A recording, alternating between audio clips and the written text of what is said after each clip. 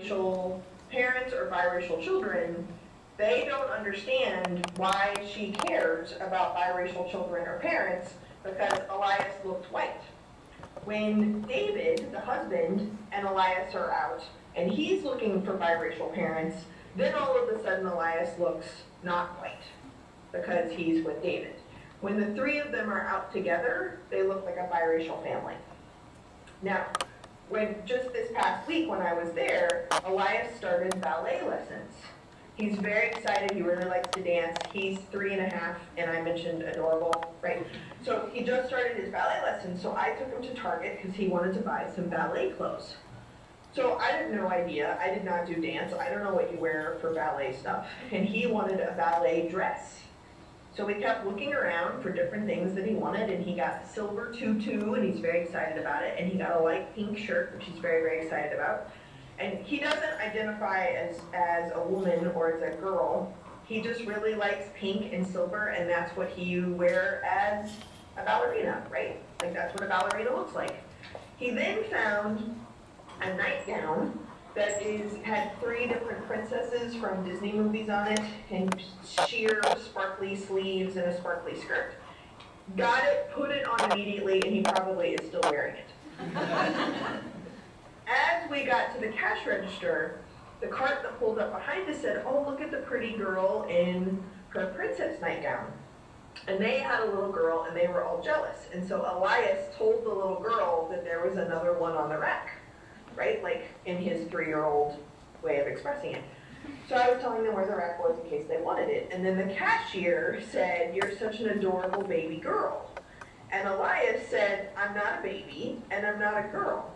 And it was this moment of like, well, of course you are, you're wearing Cinderella.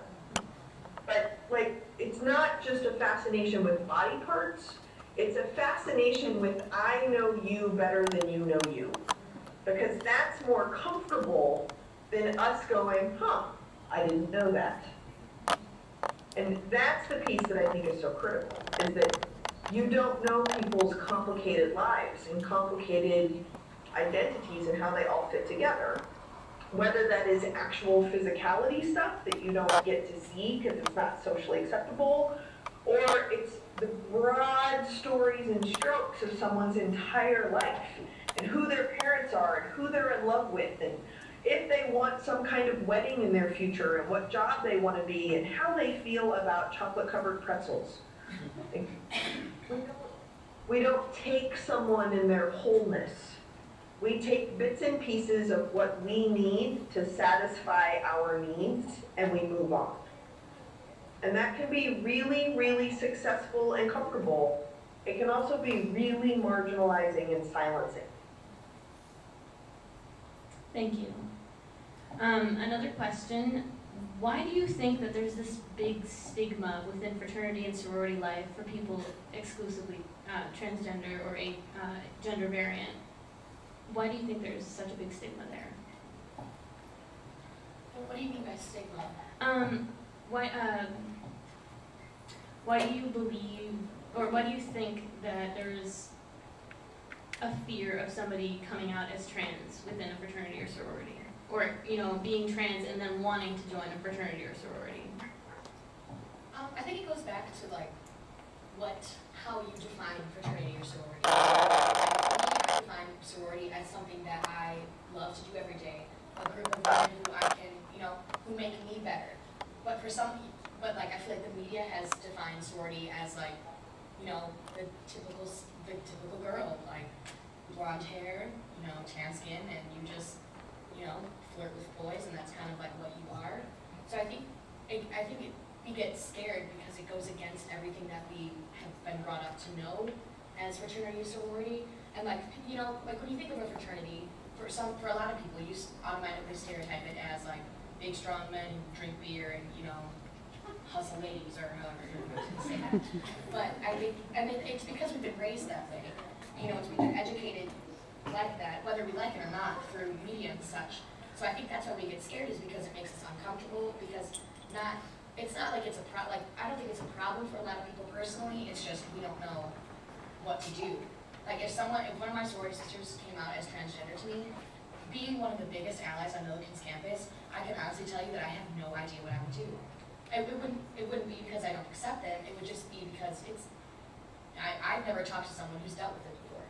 So I think it's just like you were saying before, fear of the unknown. Like, I have no idea what that means or how to handle this, and so we get scared because we don't want to deal with that.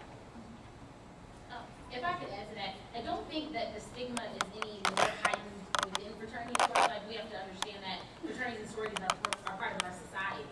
And so from the societal perspective, there is an issue with individuals who identify with the transgender community being accepted. So it's not an isolated issue. So I think you have individuals who have come from different backgrounds where maybe they don't accept or don't understand people with differences, and so those make up members of these organizations. But then you also have people that are part of the organizations that do accept it and have grown up and have friends and are allies for that community. So I think that it's a societal issue, but it feeds into fraternities and sororities because we say that we're the cream of the crop and we say that we value these things, but then sometimes our actions don't align with it. So I think that's the problem that we sometimes face as a community, specifically the fraternities and sororities. Jessica, do you have anything to add? I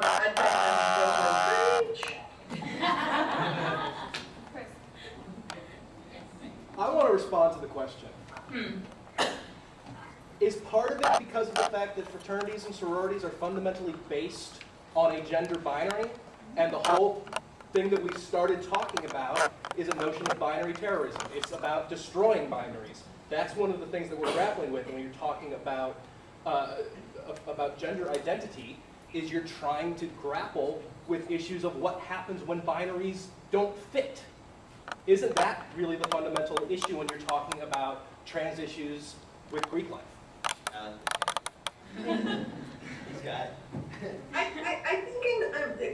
I think in some ways, I would say like rock out, absolutely.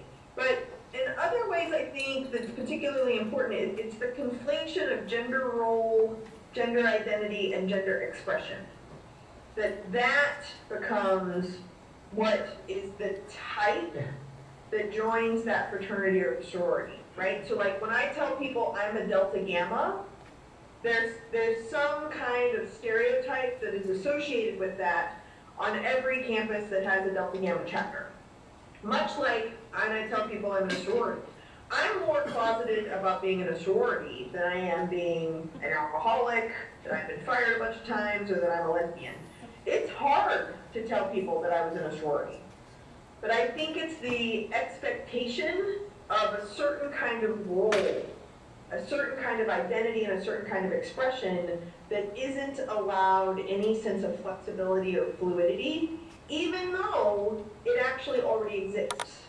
That when a particular fraternity describes, this is what it means to be a man, there are people who do not do that to a T within that particular chapter, or certainly across the national organization. So there's some flexibility, but it's because other pieces line up with those expectations. So the term binary terrorism, I like that term, but I think that there is an expectation of a binary system still existing within a girls' organization and a boys' organization. And I don't know necessarily that that needs to be dismantled because of the traditional values of those organizations.